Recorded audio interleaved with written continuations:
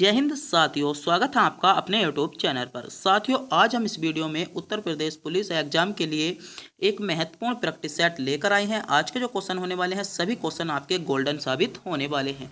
अगर दोस्तों आपके भी जीके में दम है तो आप इन 38 प्रश्नों में से 20 क्वेश्चनों का जवाब बिल्कुल करेक्ट कर दिखाइएगा। अगर आप इन क्वेश्चनों में से 20 क्वेश्चनों का जवाब बिल्कुल सही देते हो तो आपका स्कोर बहुत अच्छा हो चुका है और आप इस वीडियो के माध्यम से यह भी पता कर सकते हो कि आपकी तैयारी कितनी हो चुकी है और आपको कितनी तैयारी करनी है। तो बिना टाइम गवाई करते हैं वीडियो को स्टार्ट। आपका पहला क्वेश्चन आपसे पूछा गया है, गणना 2011 के अनुसार उत्तर प्रदेश का सर्वाधिक साक्षरता वाला जिला कौन सा था? गौतम बुद्ध नगर, गाजियाबाद, कानपुर या वाराणसी? बताइएगा। आपसे क्वेश्चन में पूछा गया है 2011 की जनगणना के अनुसार उत्तर प्रदेश का सबसे साक्षरता वाला जो जिला था कौन सा था? तो गौतम बुद्ध नगर था। ए विकल्प की ओर जा रहे सभी बच्चों का जवाब बिल्कुल करेक्ट जवाब हो जाएगा। बात करते हैं दूसरे स्थान पर, तो दूसरे स्थान पर आपका कानपुर था। दूसरे स्थान पर जो था वह आपका कानपुर था। प्रथम स्थान पर आपका गौतम बुद्ध था। और जो सबसे न्यूनतम साक्षरता दर थी वह किस जिले की थी? तो आपकी श्रावस्ती की। किसकी थी? श्रावस्ती की सबसे न्यूनतम क्या थी? आपकी साक्षरता दर थी। तो इन तीन क्वेश्चनों को भी आप इनके साथ साथ याद कर सकते हो। बढ़ते हैं अगले क्वेश्चन पर। अगला क्वेश्चन आपसे पूछा गया है, निम्नलिखित में से कौन कथक नृत्य कलाकार नहीं है? तो आपके ऑप्शन है बिरजू महाराज, किशन महाराज, लिच्छू महाराज या सितारा देवी। तो बताइएगा। चार विकल्प आपके सामने शो हो चुके हैं। सोचिएगा, समझिएगा, क्वेश्चन पर विचार कीजिएगा और कमेंट बॉक्स में उत्तर बताइएगा, क्योंकि आपका जो टारगेट है 20 क्वेश्चनों का है। तो कथक नृत्य से कौन सा कलाकार संबंधित नहीं है? तो आपका इसमें सही जवाब हो जाएगा किशन महाराज। किशन महाराज आपका कथक जो आपका नृत्य है उससे संबंधित नहीं है। और जो किशन महाराज का संबंध है वह किससे है? तो किशन महाराज का जो संबंध है वह आपका तबला वादक से है। किससे? तबला वादक से। तबला वादक जो यंत्र होता है, किशन महाराज का संबंध तबला वादक से है, जबकि बिरजू महाराज और लच्छू महाराज और सितारा देवी का संबंध आपका कथक नृत्य से आ जाता है। तो बी विकल्प इसमें आपका बिल्कुल करेक्ट जवाब होगा। बढ़ते हैं अगले क्वेश्चन पर। अगला क्वेश्चन आपसे पूछा गया है, विश्व व्यापार संगठन WTO का मुख्यालय कहाँ पर है? ऑप्शन है वाशिंगटन DC में, जिनेवा में, मॉस्को में या लंदन में। तो क्वेश्चन में आपसे पूछा गया है, बताइएगा, सोचिएगा, समझिएगा। WTO मतलब विश्व व्यापार संगठन। तो विश्व व्यापार जो संगठन है वह आपका कहाँ पर है? जिनेवा में है। बात करते हैं वर्तमान में विश्व व्यापार संगठन में कुल कितने सदस्य हैं? तो वर्तमान में जो विश्व व्यापार संगठन में कुल सदस्य हैं आपके 164 सदस्य हैं। और जो इसका अध्यक्ष है विश्व व्यापार संगठन का, जो आपका अध्यक्ष हो जाएगा तो वे हो जाएंगे आपकी नाइजीरिया की नंगोजी ओकोजो-इबेला। ओकोजो-इबेला क्या हो जाएंगी? विश्व व्यापार संगठन की आपकी अध्यक्ष हो जाएगी। और वर्तमान में कुल इसमें 164 सदस्य आपके हो जाएंगे। तो क्वेश्चन में आपसे पूछा गया था विश्व व्यापार संगठन का मुख्यालय, तो आपका जिनेवा बी विकल्प के साथ बिल्कुल करेक्ट जवाब हो जाएगा। अगले क्वेश्चन पर बढ़ते हैं। अगला क्वेश्चन आपसे पूछा गया है, निम्नलिखित में से कौन सा हड़प्पा का स्थल नहीं है? तो आपको बताना होगा हड़प्पा का स्थल आपका कौन सा नहीं है। विकल्प आपके सामने है। तो हड़प्पा का जो स्थल नहीं है वह आपका चिराद नहीं है। चिराद नहीं है। चिराद कहाँ का है? तो चिराद आपका यहाँ पर बिहार में स्थित एक स्थान है, जहाँ पर जो नवपाषाण काल था, नवपाषाण काल में आपके हीरे के सींग के निर्मित उपकरण मिले थे। कहाँ से? चिराद से। तो डी विकल्प इसमें आपका बिल्कुल करेक्ट जवाब होगा। अगला क्वेश्चन आपसे पूछा गया है, महत्वपूर्ण क्वेश्चन है, क्वेश्चन पूछा जा सकता है। ईस्ट इंडिया कंपनी के शासन के दौरान किस राजवेश बंदोबस्त के अंतर्गत राजस्व एकत्र करने के लिए उस कंपनी को अदा करने की जिम्मेदारी गांव के मुखिया को सौंपी गई? ऑप्शन है जमींदारी बंदोबस्त के तहत, स्थायी बंदोबस्त के तहत, रैयतवाड़ी बंदोबस्त के तहत या मालवाड़ी बंदोबस्त। तो बहुत ज़्यादा इंपॉर्टेंट क्वेश्चन है उत्तर प्रदेश पुलिस के लिए। तो इसमें आपका जो सही जवाब हो जाएगा मालवाड़ी बंदोबस्त, इसमें आपका बिल्कुल करेक्ट जवाब हो जाता है। तो डी विकल्प की ओर जा रहे सभी बच्चों का जवाब बिल्कुल करेक्ट जवाब हो जाएगा। क्या? मालवाड़ी बंदोबस्त इसमें आपका सही जवाब होगा। अगला क्वेश्चन आपसे पूछा गया है, संविधान के अनुसार राज्य के कितने अंग हैं? ऑप्शन है 2 अंग हैं, 3 अंग हैं, 4 अंग हैं या 5 अंग हैं। तो बताइएगा संविधान के अनुसार राज्य के कितने अंग हैं? तो संविधान के अंग अनुसार जो राज्य के अंग हैं वह हैं आपके 3 अंग हैं। बात कर लेते हैं, जब 3 अंग हैं तो वे 3 अंग कौन कौन से हैं? तो उन तीनों अंगों को देखते हैं। तो पहला कौन सा है आपका? पहला जो अंग हो जाता है वह आपका है व्यय स्थापिका। क्या हो जाएगा? व्यय स्थापिका आपका पहला अंग हो जाएगा। दूसरा अंग हो जाता है आपका राज्य का कार्यपालिका। दूसरा अंग क्या हो जाता है आपका? दूसरा अंग हो जाएगा कार्यपालिका। और तीसरा अंग हो जाता है आपका न्यायपालिका। तो राज्य के आपसे क्वेश्चन में पूछा गया था संविधान के अनुसार राज्य के कितने अंग होते हैं? तो संविधान के अनुसार राज्य के 3 अंग हैं। पहला हो जाएगा आपका व्यवस्थापिका, दूसरा हो जाएगा कार्यपालिका और तीसरा आपका न्यायपालिका। इसमें आपका बिल्कुल करेक्ट जवाब होगा। अगला क्वेश्चन आपसे पूछा गया है, कौन सा देश भारत का पड़ोसी नहीं है? ऑप्शन है इंडोनेशिया, भूटान, नेपाल, म्यांमार। तो बताइएगा भारत का पड़ोसी देश इनमें से कौन सा देश नहीं है? क्वेश्चन में आपसे पूछा गया है। महत्वपूर्ण क्वेश्चन है, बहुत ज़्यादा क्वेश्चन पूछा जा सकता है। तो इनमें से जो भारत का पड़ोसी देश नहीं है, कौन सा नहीं है? तो इंडोनेशिया आपका भारत का पड़ोसी देश नहीं होता है। तो ए विकल्प इसमें आपका सही जवाब हो जाएगा। बात कर लेते हैं भारत के कुल जो पड़ोसी देश हैं वे कितने हैं? तो भारत के कुल पड़ोसी देश आपके 7 हैं। तो बात करते हैं 7 के बारे में। तो पहला हो जाएगा आपका पाकिस्तान, दूसरा हो जाता है आपका चीन, तीसरा हो जाएगा नेपाल, चौथा हो जाएगा भूटान, पांचवा हो जाता है म्यांमार, छठा हो जाएगा अफगानिस्तान और 7वां जो हो जाता है आपका हो जाएगा बांग्लादेश। तो जो भारत के पड़ोसी देश हैं वे आपके कितने हैं? 7 हैं +1। +1 क्या है? जो आपका हो जाता है श्रीलंका, वह आपका स्थल विरुद्ध देश है जो किसके साथ लगा है? समुद्र के साथ लगा है। तो +1 आपका इसे भी कैटेगरी में रख लेते हैं। अगला क्वेश्चन आपसे पूछा गया है, अपने शासन के दौरान अंग्रेज किसानों को बंगाल में उगाने के लिए मजबूर करते थे। तो जब अंग्रेजों का शासन चल रहा था तो जो बंगाल के किसान थे उनको उगाने के लिए क्या करते थे? मजबूर करते थे। ऑप्शन है जूट उगाने के लिए, चाय उगाने के लिए, गन्ना उगाने के लिए या गेहूं उगाने के लिए। तो बताइएगा किसे उगाने के लिए मजबूर करते थे? तो इसमें आपका सही जवाब हो जाएगा जूट उगाने के लिए मजबूर करते थे। तो इसमें जो आपका सही जवाब होगा ए विकल्प के साथ बिल्कुल करेक्ट जवाब आपका निकल कर आता है। अगला क्वेश्चन आपसे पूछा जा रहा है, विश्व में गेहूं का सबसे बड़ा उत्पादक राष्ट्र कौन सा है? तो विश्व में जो गेहूं का सबसे बड़ा उत्पादक राष्ट्र है वह आपसे क्वेश्चन पूछा गया है USA, भारत, चीन या रूस। तो बताइएगा विश्व में गेहूं का सबसे बड़ा उत्पादक राष्ट्र, तो विश्व में जो गेहूं का सबसे बड़ा उत्पादक राष्ट्र है तो वह आपका चीन है। चीन में सबसे ज़्यादा गेहूं का उत्पादन किया जाता है। और जो दूसरे नंबर पर आता है आपका भारत आता है, तीसरे नंबर पर आपका रूस आता है और चौथे नंबर पर आपका क्या आता है? USA आता है। तो क्वेश्चन में आपसे पूछा गया था विश्व में गेहूं का सबसे बड़ा उत्पादक राष्ट्र क्या हो जाएगा? चीन। सी विकल्प के साथ इसमें आपका बिल्कुल करेक्ट जवाब होगा। अगला क्वेश्चन आपसे पूछा गया है, भारत में प्रदत्त ज्ञानपीठ पुरस्कार से संबंधित है। ऑप्शन है सशस्त्रीय संगीत से, साहित्य से, सशस्त्रीय नृत्य से या सिनेमा से। तो भारत में ज्ञानपीठ पुरस्कार, तो भारत में जो आपका ज्ञानपीठ पुरस्कार है वह आपका किससे संबंधित है? तो इसमें आपका सही जवाब हो जाएगा भारत में ज्ञानपीठ पुरस्कार आपका साहित्य से संबंधित है। साहित्य से संबंधित है, बी विकल्प के साथ आपका बिल्कुल करेक्ट जवाब होगा। बात करते हैं कि भारत में सबसे पहला ज्ञानपीठ पुरस्कार किसको दिया गया था? तो भारत में जो सबसे पहला ज्ञानपीठ पुरस्कार दिया गया था 1965 में दिया गया था। और किसको दिया गया था? तो आपका जो दिया गया था जी शंकर को। किसको दिया गया था?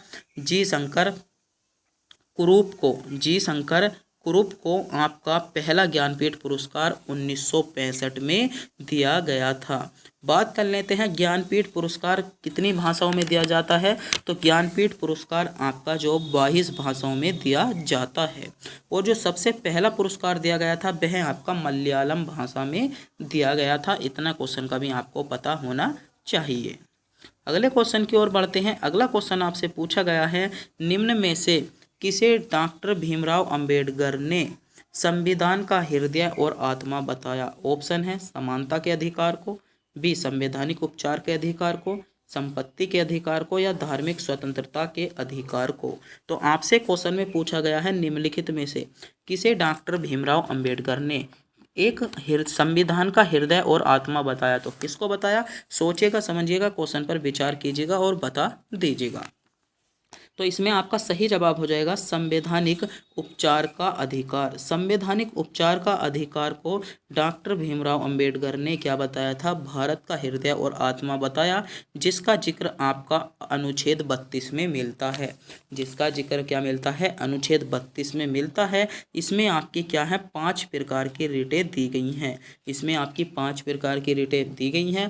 पहली रिट हो जाएगी आपकी बंदी प्रतिसक्षण, दूसरी हो जाती है परमादेश, तीसरी हो जाती है प्रतिषेध, चौथी हो जाती है उत्प्रेक्षण और पांचवी हो जाती है आपकी प्रच्छन्न। और बात कर लेते हैं हाई कोर्ट। और हाई कोर्ट ने भी किसे, हाई कोर्ट भी 200 किसे आर्टिकल 226 के तहत इन पांचों रिटों को जारी करता है। बात करते हैं आर्टिकल 32 में कौन करता है, तो सुप्रीम कोर्ट करता है।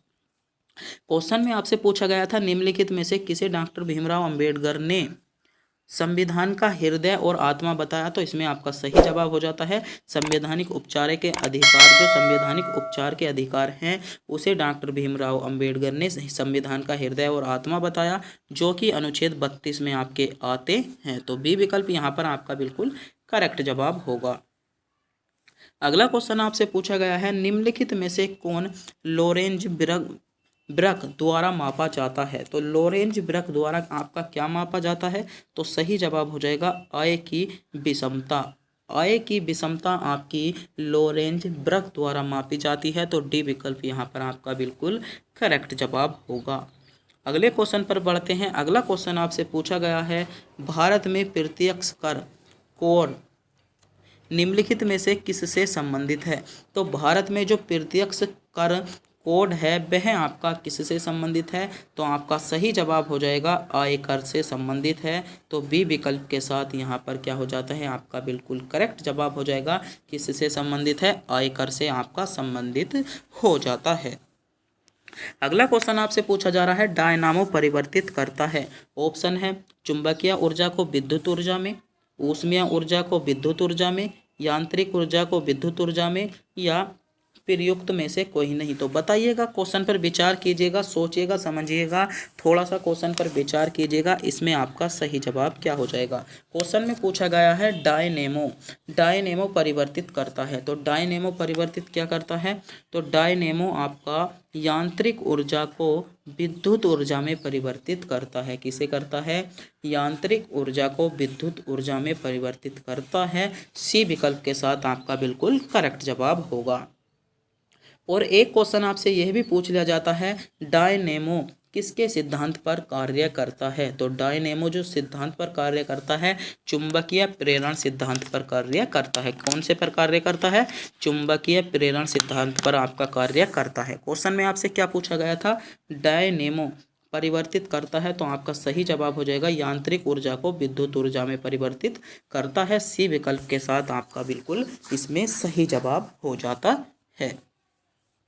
अगला क्वेश्चन आपसे पूछा गया है निम्नलिखित नदियों में से किस नदी का उद्गम नेपाल में और वह गंगा नदी में आकर मिलती है। ऑप्शन है कोसी नदी का, झेलम नदी का, चिनाब नदी का, रावी नदी का। तो आपको ऐसी नदी बतानी होगा जिसका आपका उद्गम जो उद्गम हुआ है आपका नेपाल से हुआ है और बाद में गंगा नदी में आकर मिल जाती है। तो कौन सी नदी हो जाएगी, तो कोसी नदी का उद्गम आपका किससे हुआ है, नेपाल से हुआ है।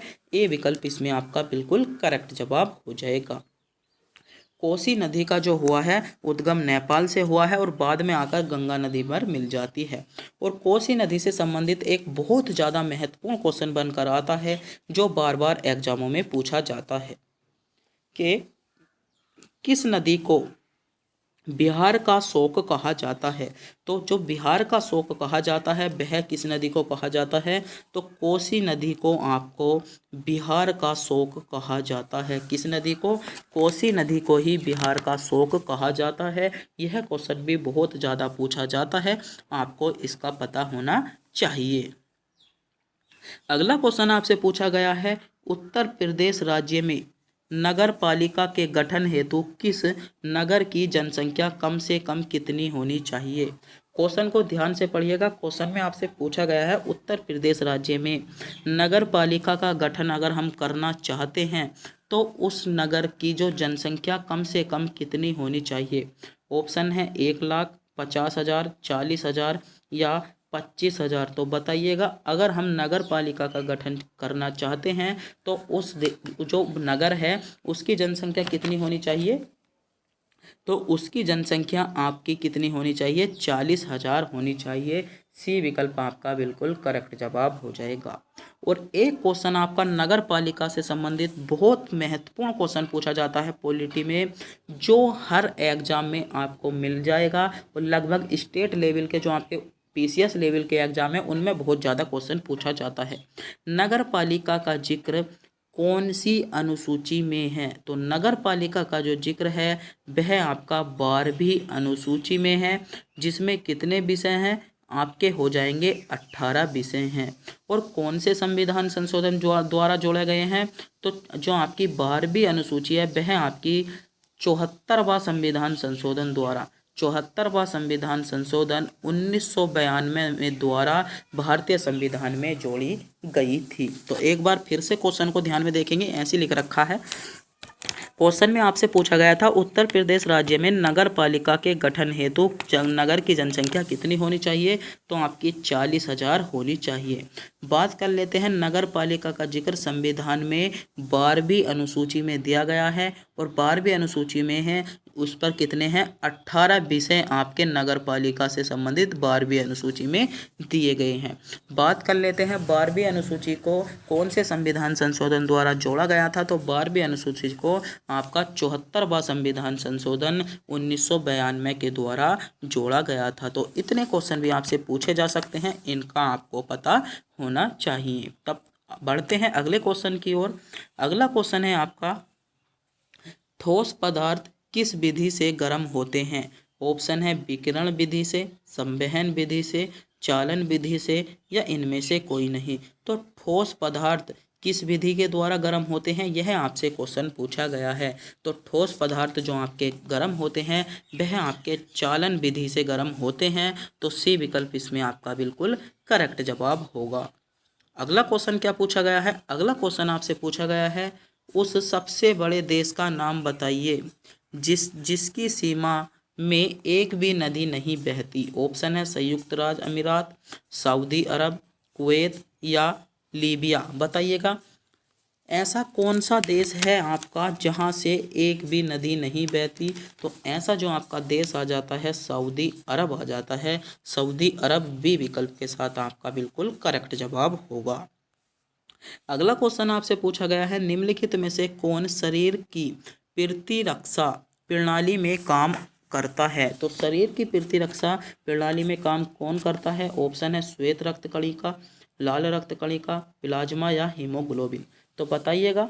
तो इसमें जो आपका सही जवाब हो जाएगा वह हो जाता है इसमें आपका श्वेत रक्त कणिका आपका क्या हो जाएगा बिल्कुल करेक्ट जवाब होगा, जो शरीर की प्रतिरक्षा प्रणाली में काम करता है। क्वेश्चन में आपसे पूछा जा सकता है रक्त का रक्षक किसे कहा जाता है। तो रक्त का रक्षक भी आपका श्वेत रक्त कणिका को कहा जाता है। ए विकल्प के साथ आपका बिल्कुल करेक्ट जवाब होगा। बढ़ते हैं अगले क्वेश्चन पर कि अगला क्वेश्चन आपसे क्या पूछा गया है। अगला क्वेश्चन पूछा गया है एक साधारण उपकरण है आपको बताना होगा जिसके उपयोग इलेक्ट्रॉनिक सिटी को वियोजित करने या उसे पूरा करने के लिए किया जाता है। ऑप्शन है ट्रांजिस्टर का, फ्यूज का, प्रतिरोधक का या स्विच का। तो किसका प्रयोग किया जाता है। स्विच एक ऐसा उपकरण है जिसका उपयोग हम इलेक्ट्रॉनिक सर्किट को वियोजित करने या उसे पूरा करने में करते हैं। तो यहाँ पर डी विकल्प के साथ आपका बिल्कुल करेक्ट जवाब हो जाएगा। अगला क्वेश्चन आपसे पूछा गया है बहुत ही ज़्यादा इम्पोर्टेंट क्वेश्चन है 1 गीगाबाइट में कितने मेगाबाइट होते हैं। ऑप्शन है 256, 512, 2048 या 1024। बताइएगा 1 गीगाबाइट में कितने मेगावाट होते हैं। तो 1 गीगाबाइट में जो होते हैं वह आपके 1024 24 मेगाबाइट होते हैं। और यहाँ से कुछ महत्वपूर्ण क्वेश्चन आपके बनकर आते हैं जो आपसे बहुत ज़्यादा पूछे जाते हैं। बात कर लेते हैं 1024 गीगाबाइट में 1024 गीगाबाइट में कितने टेराबाइट होते हैं? तो 1 टेराबाइट होते हैं। कितने? 1024 गीगाबाइट में 1 टेराबाइट होते हैं। एक बाइट में कितने बीट होते हैं? तो एक बाइट में आपके 8 बीट होते हैं। कितने बीट होते हैं? 8 बीट होते हैं। बात कर लेते हैं 1024 बाइट्स में 1024 बाइट में कितने केबी होते हैं? तो आपका सही जवाब होगा 1 केबी आपके 1024 बाइट में होते हैं। और बात कर लेते हैं 1 किलोबाइट में 1024 किलोबाइट में जो होते हैं 1 मेगावाट होते हैं। कितना वाट होते हैं? 1 मेगावाट होते हैं। तो इनका भी आपको पता होना चाहिए। क्वेश्चन में पूछा गया था 1 गीगाबाइट में कितने मेगावाट होते हैं? तो 1024 होते हैं। 1024 गीगाबाइट में 1 टेराबाइट होता है। एक बाइट में 8 बीट होते हैं। 1024 बाइट में 1 किलोबाइट आपके होते हैं। अगला क्वेश्चन आपसे पूछा गया है केंद्रीय मंत्रिपरिषद किसके प्रति उत्तरदायी होता है? ऑप्शन है आपके प्रधानमंत्री के, लोकसभा अध्यक्ष के, लोकसभा के और उपयुक्त में से कोई नहीं। तो केंद्रीय मंत्री परिषद किसके प्रति उत्तरदायी होता है? तो इसमें आपका सही जवाब हो जाएगा लोकसभा के प्रति उत्तरदायी होता है। तो सी विकल्प के साथ इसमें आपका बिल्कुल करेक्ट जवाब हो जाता है। एक क्वेश्चन आपसे, जब आज लोकसभा का जिक्र आ गया है तो यूपी में लोकसभा की कितने सीटें होती हैं? तो यूपी में जो लोकसभा की 80 सीटें होती हैं और राज्यसभा की 31 सीटें आपकी होती हैं। अगला क्वेश्चन है पुस्तक फंगी एंड प्लांट्स डिसीजेस के लेखक कौन हैं? तो डिसीज के जो लेखक हो जाएंगे डॉक्टर बी मुंडूकर। बी विकल्प के साथ आपका बिल्कुल करेक्ट जवाब हो जाएगा। अगला क्वेश्चन आपसे पूछा गया है असहयोग आंदोलन कब वापस ले लिया गया? ऑप्शन है फरवरी 1922 में, मार्च 1926 में, मई 1929 में या सितंबर 1925 में। बताइएगा असहयोग आंदोलन। तो असहयोग जो आंदोलन था वह आपका कब वापस ले लिया गया था? तो फरवरी 1922 को। फरवरी 1922 को जो आपकी करेक्ट डेट थी 12 फरवरी 1922 को असहयोग आंदोलन को वापस ले लिया था। बात करते हैं असहयोग आंदोलन को वापस क्यों कर लिया गया?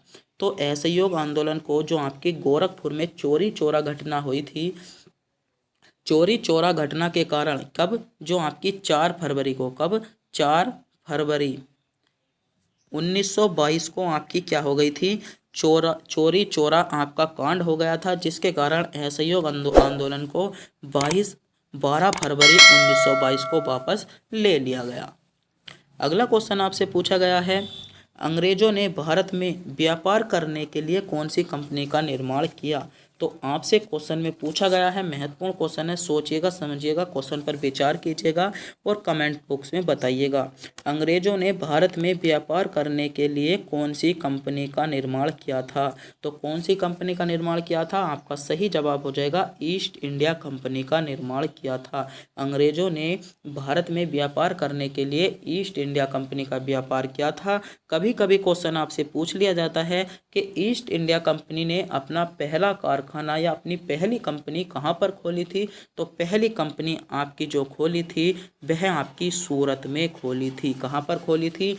पहली कंपनी आपकी ईस्ट इंडिया कंपनी ने कहाँ पर खोल दी थी? सूरत में खोली थी। और कब खोली थी? 1608 में खोली थी। कब खोली थी? 1608 में आपकी ईस्ट इंडिया कंपनी ने पहली कंपनी आपकी सूरत में खोल दी थी।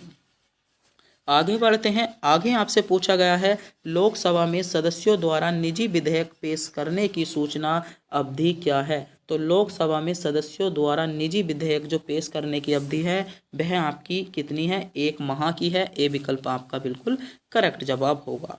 अगला क्वेश्चन पूछा गया है ओजोन परत निम्नलिखित में से किसके नष्ट करती है? तो CFC इसमें ए विकल्प के साथ आपका सही जवाब होगा। और अगला क्वेश्चन आपसे पूछा गया है भारत में संविधान के किस अनुच्छेद के अनुसार राष्ट्रपति के पास अध्यादेश जारी करने का अधिकार होता है? तो आपका इसमें सही जवाब हो जाएगा अनुच्छेद 123 के तहत, अनुच्छेद 123 के तहत राष्ट्रपति क्या है अध्यादेश जारी करने का अधिकार होता है। तो ए विकल्प यहाँ पर आपका बिल्कुल करेक्ट जवाब होगा। और आज की वीडियो का अंतिम क्वेश्चन आपकी स्क्रीन पर आ चुका है। क्वेश्चन है, भारतीय संविधान के अनुच्छेद 170 के अनुसार किसी ही राज्य की विधानसभा के सदस्यों की न्यूनतम तथा अधिकतम संख्या क्रम से कितनी हो सकती है। ऑप्शन है 40 तथा 400, 50 तथा 450, 60 तथा 550 या 60 तथा 500। तो बताइएगा कितनी हो सकती है। तो इसमें जो आपका सही जवाब हो जाएगा डी विकल्प इसमें आपका बिल्कुल करेक्ट जवाब हो जाएगा। जबकि यहाँ पर दो राज्य आपके अपवाद के रूप में आते हैं। पहला हो जाएगा आपका गोवा, जिसमें जो न्यूनतम संख्या है वह आपकी 40 है, और दूसरा आ जाता है आपका सिक्किम। सिक्किम में कितनी है, सिक्किम में जो आपकी न्यूनतम संख्या है वह आपकी 32 हो जाएगी। तो मेरे प्यारे दोस्तों, आज हमने उत्तर प्रदेश पुलिस री एग्जाम के लिए एक 38 महत्वपूर्ण क्वेश्चनों का प्रैक्टिस सेट कराया है। अगर आपने इन 38 के 38 क्वेश्चनों को कवर करा है तो आपको लगभग 5 से 6 क्वेश्चन आपको एग्जाम में सीधे देखने को मिलने वाले हैं। तो मेरे दोस्तों, जो आज की वीडियो में आपको टारगेट दिया था 20 क्वेश्चनों का, तो बताइएगा कितने ऐसे स्टूडेंट हैं जिनके इन 38 क्वेश्चनों में से 20 क्वेश्चन सही हैं। अगर आपके भी 20 क्वेश्चन सही हैं तो आपका स्कोर बहुत अच्छा हो चुका है और आपको थोड़े रिवीजन करने की और ज़रूरत है। आप जीके जीएस के पर इतना गौर नहीं दे सकते अगर आपने इनमें से 20 क्वेश्चनों को सही किया है। तो अगर मेरे प्यारे दोस्तों आपको भी वीडियो अच्छी लगी हो तो वीडियो को लाइक और हमारे चैनल को सब्सक्राइब जरूर कर दीजिएगा और अपने दोस्तों के पास वीडियो को शेयर जरूर कर दें। और अगर आप इस पूरे प्रैक्टिस सेट को पीडीएफ के रूप में प्राप्त करना चाहते हो तो उसका लिंक आपको वीडियो के डिस्क्रिप्शन में मिल जाएगा। वहां से जाकर आप पूरे प्रैक्टिस सेट को डाउनलोड कर सकते हो और अपना किसी भी कैफे पर निकल जाकर आप इस पूरे प्रैक्टिस सेट को निकलवा सकते हो और दोबारा से इस प्रैक्टिस सेट को लगा सकते हो। तो जिसका लिंक आपको वीडियो के डिस्क्रिप्शन में मिल जाएगा, वरना आप हमारे टेलीग्राम चैनल को भी ज्वाइन कर सकते हो, जहां पर रोज हम MCQ क्वेश्चन कवर कराते हैं। आप अगर हमारे टेलीग्राम चैनल को ज्वाइन करते हो तो वहां पर आपका लेवल और भी अच्छा होगा, जहां पर आपको जीके जीएस के बहुत ज़्यादा क्वेश्चन देखने को मिलते हैं। यहाँ तक कि हिंदी के क्वेश्चन भी हम आपको अपने टेलीग्राम चैनल पर कवर कराते हैं, वो आपको MCQs के रूप में देखने को मिलते हैं। जैसे हम आप टेस्ट देते हो तो टेस्ट के रूप में आपको क्वेश्चन देखने को मिलते हैं। तो हमारे चैनल को सब्सक्राइब कीजिएगा और टेलीग्राम चैनल को ज्वाइन जरूर कर लीजिएगा और अपने दोस्तों के पास भी वीडियो को शेयर जरूर कर दें। प्लीज़ चैनल को सब्सक्राइब करना ना भूलें। तब तक के लिए मिलते हैं फिर से एक नए प्रैक्टिस सेट में।